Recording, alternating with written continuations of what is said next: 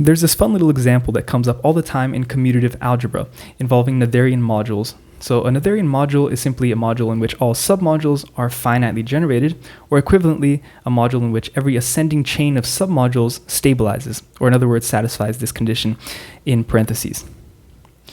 So from our first definition, it's obvious that a Noetherian module is finitely generated. And at first glance, it may seem like the reciprocal must be true, but it in fact is not.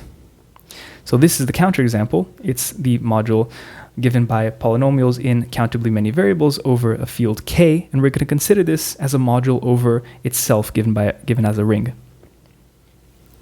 So M is clearly finitely generated by the element 1 in particular, but it is not Noetherian because we can find the ascending chain of submodules given by, so the first element is the submodule generated by the variable x1, the second submodule is the one generated by the first two variables, and so on.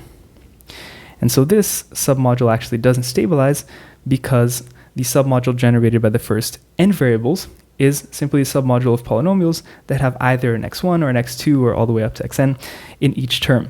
So the polynomial given by xn plus 1 is not in the submodule generated by the first n variables, but is in the submodule generated by the first n plus 1 variables.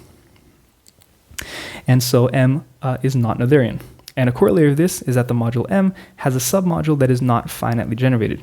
One example of such a submodule is the one generated by all of our countably many variables.